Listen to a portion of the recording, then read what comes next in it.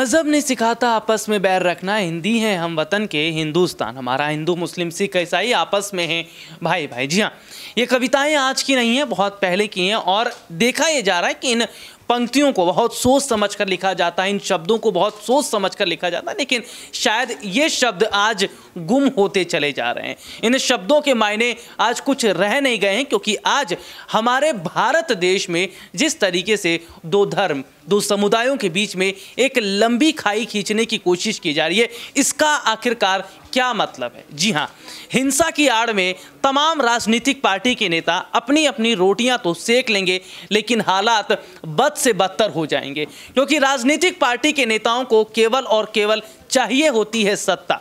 सत्ता हासिल करने के लिए कुछ भी करवाया जा सकता है, चाहे फिल्म को बायकॉट करवा दिया जाए या ऐसी फिल्मों को बना दिया जाए जिससे विवाद खड़ा हो जाए, जिससे जनता के बीच में नफरत फैलना शुरू हो जाए। जी हाँ, एक और जहां हम देख रहे हैं फिल्म पठान को लेकर काफ़ी समय से फिल्म पठान को लेकर चर्चाएं थी, फिल्म के गाने को लेकर चर्चाएं थी, शाहरुख खान को लेकर चर्चाएं थी, लेकिन बायकॉट का मसला आज का नहीं है। बायकॉट का मसला तब से शुरू हुआ जब किसान आंदोलन हुआ। किसान आंदोलन के वक्त में हम देखते हैं बॉलीवुड दो भागों में बढ़ जाता है। एक वो होता है जो मोदी सरकार को समर्थन करता है, एक वो होता है जो किसानों के खिलाफ जमकर बात करता है। अगर बात करें, बहुत सारे ऐसे कलाकार थे जिन्होंने किसान आंदोलन को लेकर बहुत कुछ कहा। कोई किसानों को गद्दार बोल रहा था, तो कोई किसानों को जो है देश का भक्त बोल रहा था, कोई किसानों को आतंकवादी बोल रहा था, कोई ये कह रहा था कि ये वही किसान है जो अनाज उगाते हैं और जो अनाज पूरे देश में जाता है। हालांकि बात करें अजय देवगन है या कंगना रनौत हैं या सनी देओल, हेमा मालिनी, तमाम ऐसे बड़े बड़े कलाकार, जी हाँ, जिसमें सब कोई शिरकत लेते नजर आए, सब ने किसान आंदोलन पर बात की। उसके बाद हम देखते हैं कि बॉलीवुड की फिल्मों का बाइकॉट होना शुरू हो जाता है। जिस तरह से फिल्म पठान का बाइकॉट हुआ, यह कोई पहला मसला नहीं है। फिल्म रक्षाबंधन रिलीज होती है, उसको भी बाइकॉट की बात कही जाती है। इसके बाद हम देखते हैं कि आमिर की फिल्म रिलीज होती है, उसको बाइकॉट की बात कही जाती है। लेकिन फिल्मों को बाइकॉट कर देने से क्या समस्याएं खत्म हो जाएंगी, या फिल्मों को नहीं देखने से समस्याएं खत्म हो जाएंगी? देखिए, अगर बात करें रंग की बात करें, क्योंकि जिस तरीके से रंग पर इन दिनों चर्चाएं बहुत हो रही हैं, ये कलर या फिर ये कलर या फिर भगवा, तो देखिए सबसे बड़ी बात है, आज हमारे देश में ऐसे बहुत सारे मुद्दे हैं जिन मुद्दों पर अगर चर्चा होती है तो मुझे लगता है कि रंग जो है वो बहुत पीछे रह जाएगा। मुझे ऐसा लगता है जाति और समुदाय, ऐसे तमाम चीजें दब जाएंगी अगर मुद्दों पर बात होनी शुरू हो जाएगी। सबसे पहले फिल्म पठान को लेकर बात करते हैं। फिल्म पठान को लेकर जो चर्चाएं चल रही थी, बायकॉट कर देना चाहिए, फिल्म को नहीं देखना चाहिए, फिल्म में ये है, फिल्म में वो है। छोटा सा ट्रेलर देखकर आपने अंदाजा लगा लिया कि फिल्म में ये चीज दिखाई गई है, या छोटी सी आपने उस छोटा सा डेमो उसका देख लिया तो आपको लग गया कि फिल्म ही गलत है। देखिए, सबसे बड़ी बात होती है मानसिकता। अपनी मानसिकता को बदलिए, जेहन को बदलिए। सोच अच्छी रखेंगे तो बेहतर होगा, सोच खराब रखेंगे तो उसी हिसाब से सोचेंगे। ऋतिक मेरे साथ मौजूद हैं, ऋतिक मेरे सहयोगी हैं। ऋतिक, फिल्म पठान को लेकर फिल्म आज रिलीज हुई, कई जगह पर हमने देखा प्रोटेस्ट होता है, कई जगह हम देखते हैं चलने नहीं देंगे, फिल्म का बाइकॉट करना चाहिए।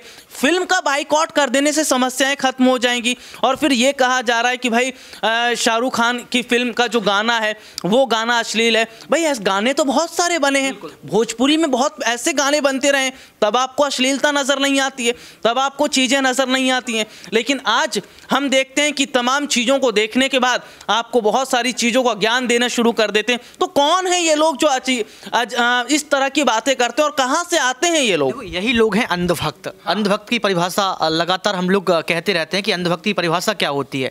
जिसकी भक्ति अंधी हो वही अंधभक्त कहलाता है, और यही जो है अंधभक्त जो सामने नजर आ रहा है। नरेंद्र मोदी ने किस तरीके से जो है इस बात को संभाला था वो आपने सुना है। लेकिन सबसे बड़ी बात होती है, दो शब्द होते हैं, एक राजनीति और एक होती है विशुद्ध राजनीति।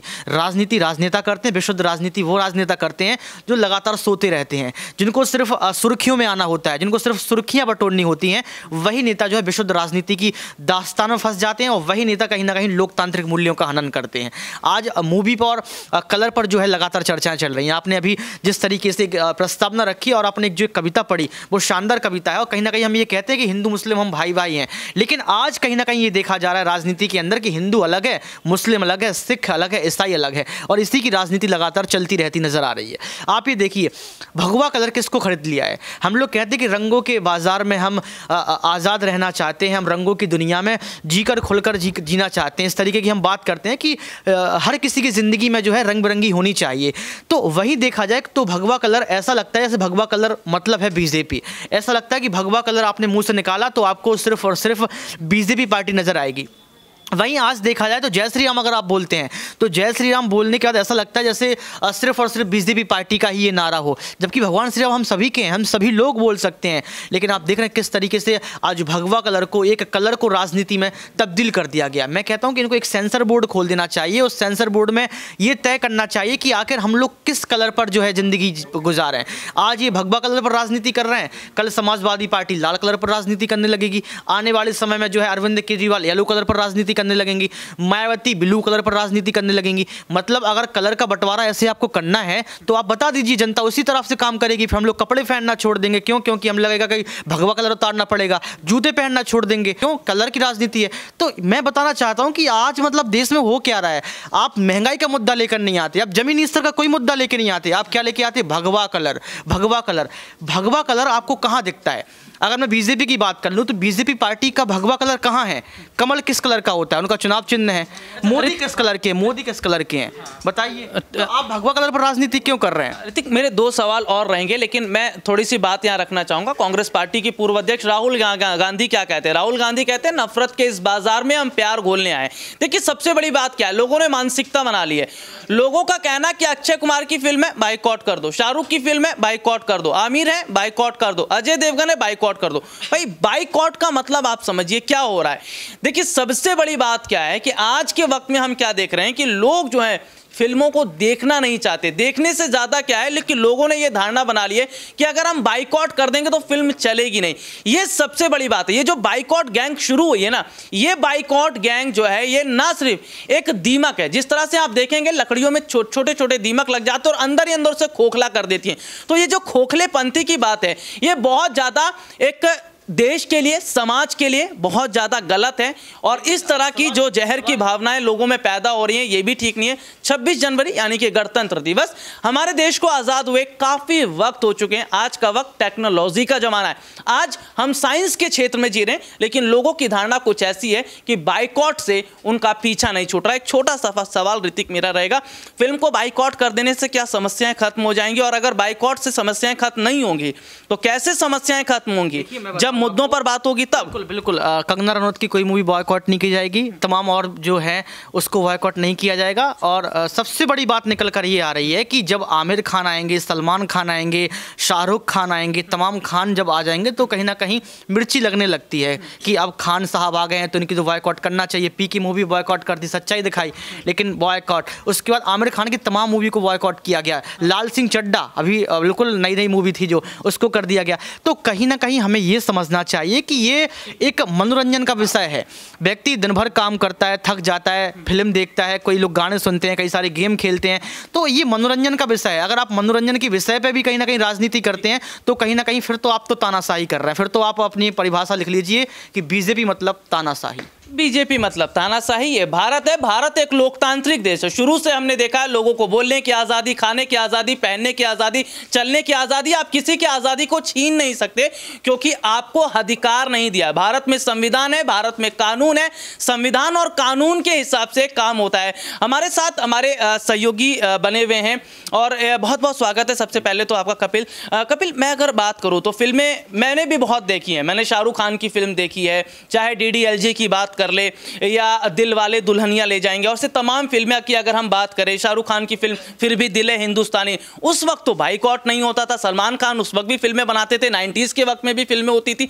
लेकिन ये जो चलन शुरू हो गया कुछ महीनों से बाइकआउट गैंग का, ये कौन है बाइकआउट गैंग और क्या चाहते हैं भारत में?